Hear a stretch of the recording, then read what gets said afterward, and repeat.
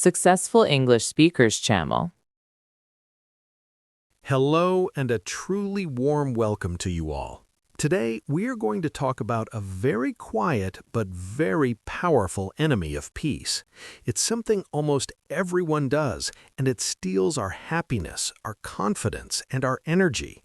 We're talking about the habit of comparing ourselves to others.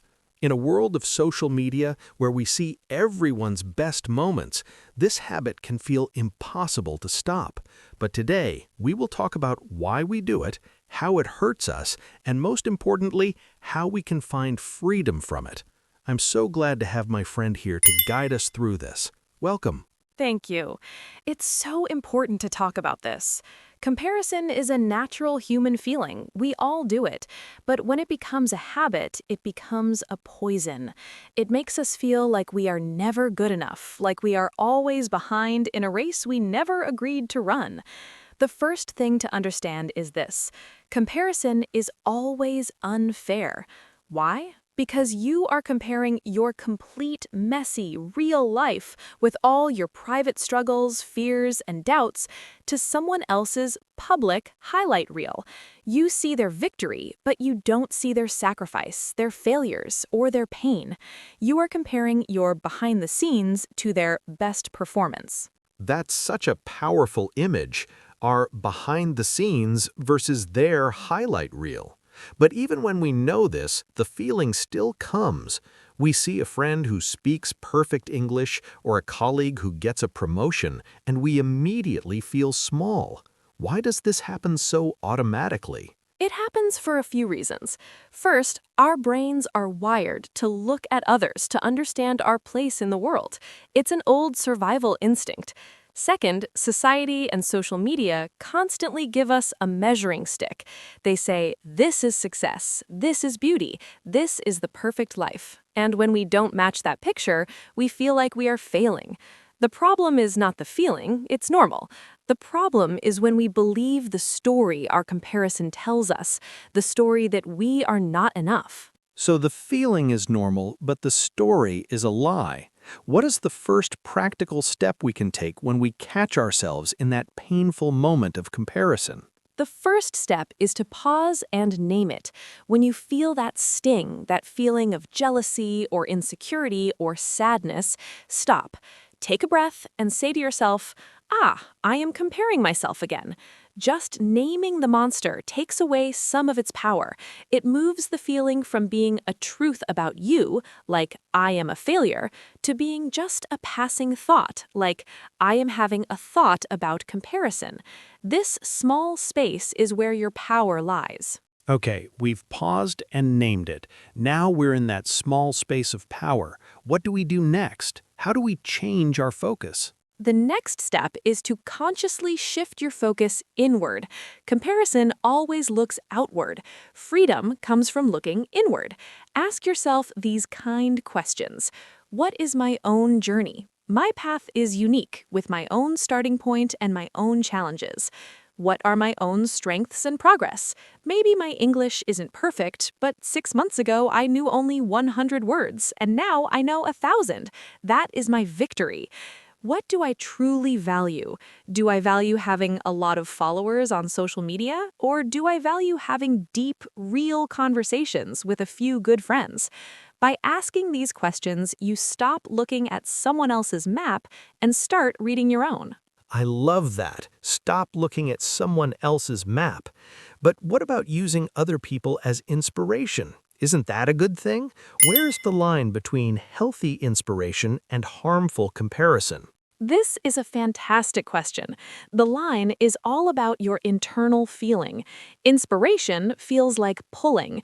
It lifts you up. It makes you think, that's amazing. If they can do it, maybe I can learn from them and grow too. It gives you energy. Harmful comparison feels like pushing. It pushes you down. It makes you think, they are so good and I am so bad. I will never be like them. It steals your energy. So when you see someone successful, ask, does this make me want to grow or does it make me want to give up? Choose inspiration. Let their light show you what's possible, not what you lack. That's a very clear test. Does it pull me up or push me down. Now, a lot of this comparison happens on social media. It's designed to make us compare. What can we do to protect our peace in that environment? We must use social media with great intention, not as a passive habit. First, curate your feed. Unfollow or mute accounts that constantly make you feel bad about yourself, even if they're famous or friends. It's not mean, it's self-care. Fill your feed with accounts that educate you, inspire you, or make you laugh. Second, remember the truth. Social media is a gallery, not a home. You are seeing the beautiful paintings people choose to hang on the wall. You are not walking through the messy rooms of their daily life.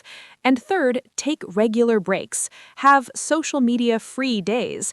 Reconnect with your own real offline life. Read a book, talk to a person face-to-face, take a walk. Curate, remember the truth, and take breaks. That's actionable advice. Another difficult area is comparing our life timeline, feeling we're too old or that we're behind because we haven't married, bought a house, or found our dream job by a certain age. This is one of the most painful comparisons. We must destroy the idea of a universal timeline. Life is not a race with one finish line. Your life has its own seasons. A flower does not bloom because it looks at the flower next to it. It blooms when the conditions are right for it, when it has enough sun, water, and time. Maybe you needed more time to learn, to heal, to discover what you truly want. Your journey is yours alone. Someone's late is someone else's perfect timing. Your story cannot be compared because no one else has lived it. Your life has its own seasons. That is a beautiful and comforting thought.